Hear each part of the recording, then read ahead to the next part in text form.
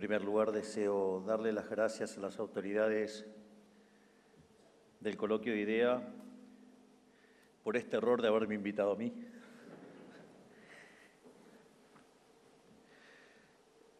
En primer lugar, deseo también felicitarlos por la elección del nombre de este coloquio, la motivación del mismo, donde la referencia del si no es ahora, ¿cuándo?, está tomado, no sé si lo saben o no, pero del libro de Pirkei Avot 1.14, que hace referencia a Hillel y dice, él solía decir, si yo no estoy para mí, ¿quién está para mí? Y aunque esté para mí solo, ¿qué soy, sino ahora cuándo? Yo ahora, digamos, básicamente lo que voy a hacer es contar a Argentina como un caso de negocio, porque, digamos, es ahora. Y básicamente voy a hacer una primera parte donde voy a explicar por qué esta vez es diferente y después voy a presentar directamente a Argentina como un caso de inversión. Básicamente, uno debería preguntarse, digo, bueno, ¿por qué esta vez será diferente? De hecho, el libro de Reinhardt y Rogoff justamente es una narración de que cuántas veces se dijo que esta vez va a ser diferente y siempre terminó de la misma manera. En el caso argentino siempre terminó mal. Así que es un poquito más desafiante explicar por qué esta vez será diferente. Pero también es cierto que en algún momento puede haber un cambio de tendencia, un cambio estructural y un cambio que inicie una nueva era. De hecho, la generación del 37 justamente trabajaban para que esta vez fuera diferente. Y vaya que lo lograron, porque cuando en 1860 se puso en marcha la Constitución de Alberdi, de ser un país de bárbaros, en 35 años nos convertimos en la primera potencia mundial. Así es que la idea central de esta presentación es mostrarle por qué eso es factible y por qué esta vez sí puede ser diferente. Naturalmente, para explicar por qué esta vez es diferente no podemos dejar de lado las condiciones iniciales con las que nos hemos enfrentado, porque también la forma en la cual hemos resuelto esto hace al argumento de que esta vez será diferente. Básicamente nosotros al momento de asumir nos enfrentábamos con lo que potencialmente era la peor crisis de la historia argentina, combinaba los peores elementos de las tres crisis más grandes de la historia argentina. Teníamos un desequilibrio monetario o sobrante monetario, el money overhang, que era el doble del que teníamos en el Rodrigazo. Consideren que en aquel momento, cuando el Banco Central se quedó sin dólares y no le quedó otra que abrir y devaluar, la tasa de inflación se multiplicó por 6 veces. Si era el doble, imagínense que nosotros veníamos viajando al 200%, nos íbamos a 1.200 de base, y si era el doble, 2.400. Por otra parte, cuando uno toma la situación del Banco Central en términos de pasivos remunerados respecto de la base monetaria, la situación era bastante peor que la que tenía el Banco Central a inicios del 89, previo a la hiperinflación de Alfonsín, que terminó en el 5.000%. Y al mismo tiempo, los indicadores sociales eran peores de los que teníamos en la previa del estallido de la convertibilidad. Por lo tanto, está claro que la situación era extremadamente compleja y que cualquier error hubiera detonado una crisis de proporciones muy difíciles de imaginar, pero que a la luz de lo que fueron cada una de estas crisis no resulta complicado imaginarse que por lo menos la pobreza se hubiera duplicado. Por lo tanto, hubiéramos estado en niveles por lo menos del 90% o un poco más, y con seguramente la mitad de la población indigente. El síntoma básico de todo esto se reflejaba en lo que era la tasa de inflación. Acá siempre hay una discusión, digamos, si es válido o no estar haciendo las anualizaciones. Desde mi punto de vista sí es válido porque es al ritmo que venían moviéndose los precios y había elementos que permitían una convalidación monetaria que efectivamente los validara en los hechos. Es más, el día que nos hicimos cargo de la administración, en ese discurso de apertura justamente expliqué cómo se hacía la cuenta. Entonces, y eso en realidad lo hice desde lo monetario, porque de hecho no tenía todavía el dato, por ejemplo, de lo que era el índice de precios mayorista de diciembre, por ejemplo. En ese sentido, en la primera semana de diciembre los precios venían viajando a un 1% diario, que es 3.700% anual. Cuando ustedes miraban la segunda semana, había habido una aceleración y los precios empezaron a viajar al ritmo de 7.500.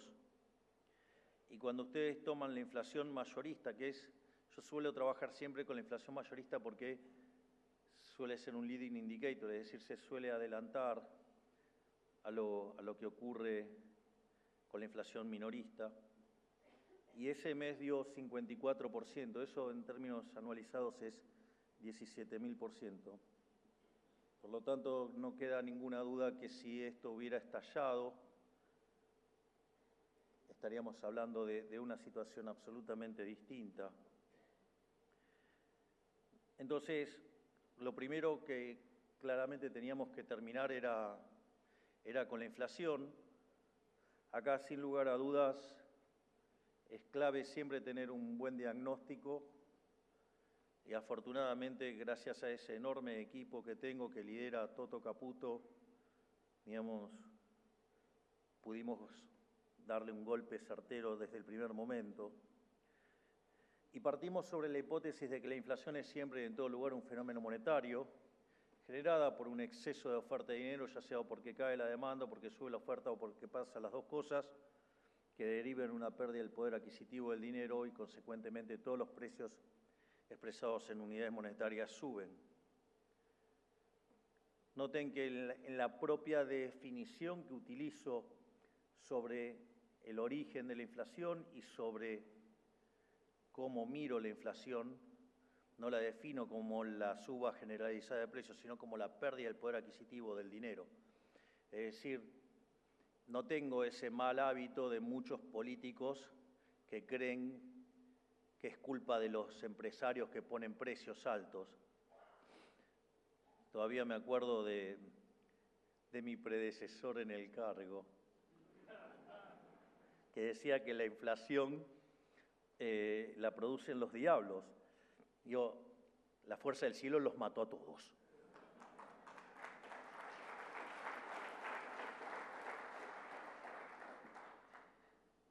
Digo, porque esa propia definición de suba generalizada de los precios es lo que permite que algún trasnochado crea que esto se arregla con controles de precios, cuando eso no funcionó nunca en la historia de la humanidad. Y si hay un lugar donde no funcionó nunca fue en Argentina también. Entonces, el punto era, bueno, rastrear los orígenes de la emisión monetaria. Y también acá era interesante, porque otra cosa que estallaba a los ojos de cualquiera que miraba el caso argentino era los déficits gemelos. Piensen que cuando un país tiene 4% del PBI de déficit gemelos es una alerta amarilla, 8 es una alerta roja porque va en camino a pegarse una piña. Nosotros teníamos 17. más o menos para tener un orden de magnitud desde el desafío. Ahora, de esos 17, 15 estaban en el sector público, 5 en el Tesoro y 10 en el Banco Central. Entonces, básicamente la idea era, bueno, atacar el problema del sector público y atacar el problema del Banco Central. Y es que en ese contexto nosotros desarrollamos el programa del déficit cero. Recuerdo que cuando nosotros hacíamos campaña con una motosierra, muchos se lo tomaban a la risa, además decían que era imposible. Y además, si uno miraba la historia argentina, parecía bastante complicado, porque de los últimos 123 años Argentina tuvo déficit en 113, los 10 que no tuvo es porque estaba en default. Y además, cuando uno tomaba la cantidad de crisis utilizando la metodología de Ana María Cerro y Osvaldo Meloni, Argentina desde 1901 hasta hoy tuvo 23 crisis, donde 21 tienen origen fiscal y donde se separan entre alto déficit fiscal y desmadre fiscal directamente. Hay un montón de otras cosas más que hacen a la herencia, y esto digo, yo no quiero recargar mucho porque lo he dicho en otros lugares y quiero dejarme más tiempo para discutir el caso argentino. Pero eso que parecía virtualmente imposible, que no se podía ajustar más que un punto por año, que no lo íbamos a lograr nunca, bueno, nosotros lo logramos en el primer mes de gestión. Es decir, en el primer mes de gestión logramos lo que en 123 años la economía argentina no se había logrado nunca.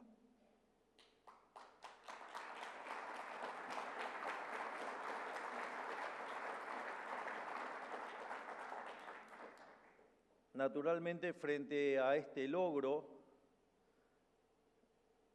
obviamente que cuando se logró en el primer mes, que dicho sea de paso, nosotros también nos sorprendimos, no se crean. Digo, yo creo en la motosierra, pero Toto lo hizo mejor.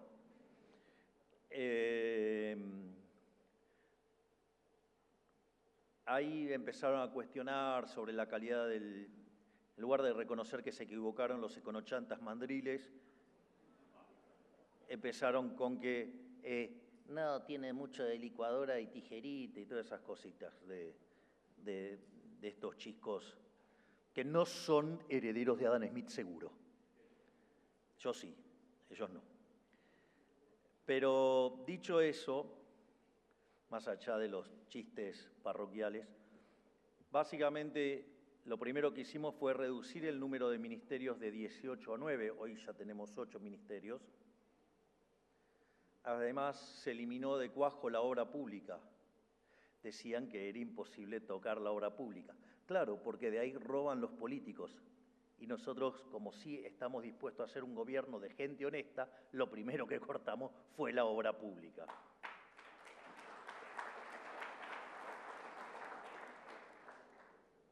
Otra cosa que decían que era imposible tocar, porque era un gran curro entre los políticos, eran las transferencias discrecionales a las provincias. En general, lo que se trataba de hacer era hacerle esas transferencias a aquellas provincias con las contabilidades más opacas posibles, justamente para que de esa manera pudieran robar. Naturalmente, las transferencias discrecionales a las provincias afuera.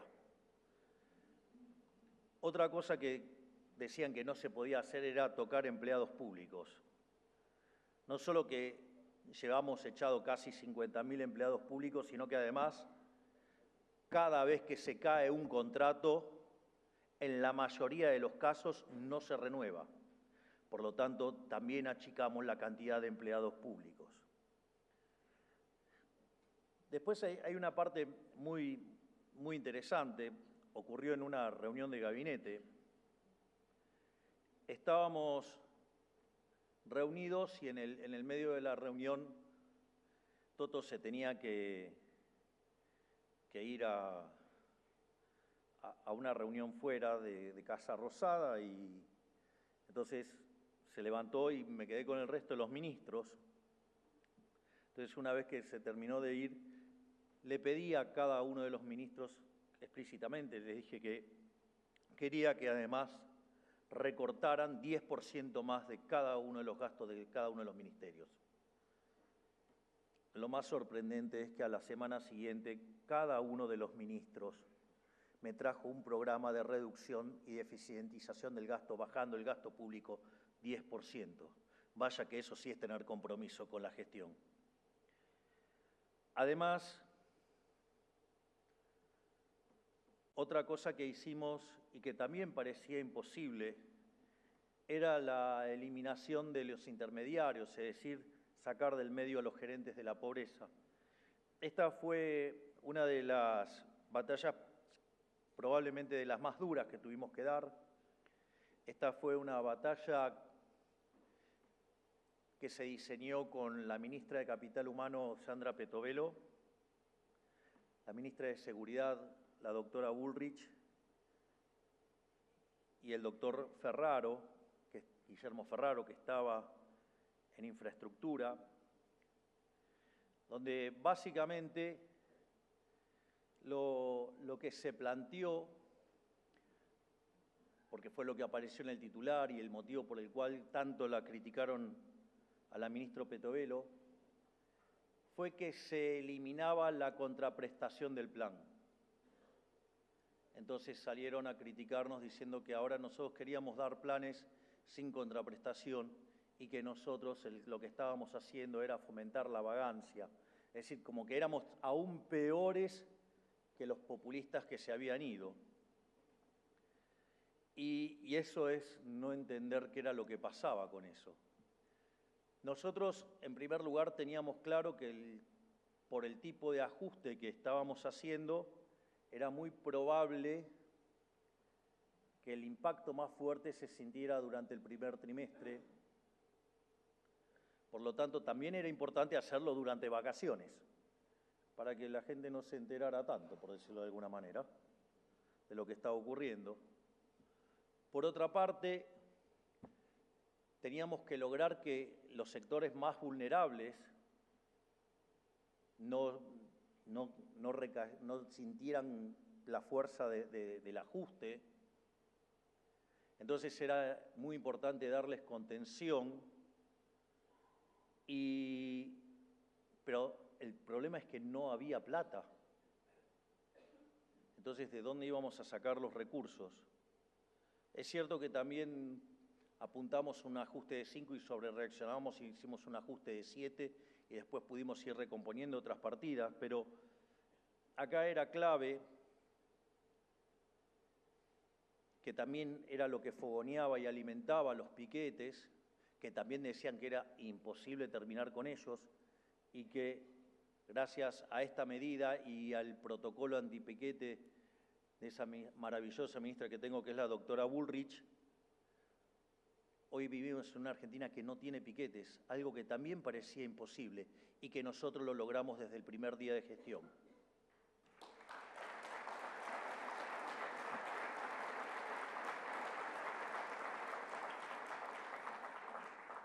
En ese contexto pasó algo que era, toda la gente creía que como los beneficiarios de los planes recibían una tarjeta, eso evitaba que hubiera intermediarios, y en realidad eso no evitaba que hubiera intermediarios, porque básicamente, si bien cobraban con una tarjeta, al momento que tenían que dejar la constancia de que habían prestado el servicio, en ese momento era cuando le cobraban el peaje. Y ahí era cuando le sacaban la mitad del plan. Entonces, de repente tenían 2 planes y un plan se lo tenían que dejar, digamos, a las hordas piqueteras para que justamente pudieran, digamos, seguir cobrando el plan. ¿Y cómo era la prestación? Llevar los cupones que le daban en las marchas, que constara que habían estado en las marchas. Entonces, una de las cosas que nosotros hicimos es quitamos la obligación de esa prestación. Entonces, ¿qué es lo que pasó? Las personas no estaban obligados a ir a dar cuenta de que habían hecho algo y por ende, sin que nosotros giráramos un solo peso más, se le duplicaron los ingresos en el medio del ajuste. Pero al mismo tiempo, eso le quitó recursos a los piqueteros, a los gerentes de la pobreza. Por eso era tan importante tener rápido el protocolo antipiquete y por eso era muy importante lo que pasaba en la primera batalla que íbamos a tener. Y en ese contexto, el sistema de transporte, en lugar de usarlo para hacer campaña negativa, como hizo Massa durante toda la campaña, diciendo todo tipo de aberraciones, que es hasta el día de hoy que tengo que seguir explicando que son mentiras, como por ejemplo que voy a arancelar las universidades o que las quiero cerrar o que las quiero privatizar. Es decir, entonces utilizan toda esa campaña negativa para que no los auditen. Entonces la pregunta que yo les haría es, ¿ustedes están a favor de los chorros y que no los auditen y que utilicen las universidades para afanar con la política? Porque esa es la pregunta.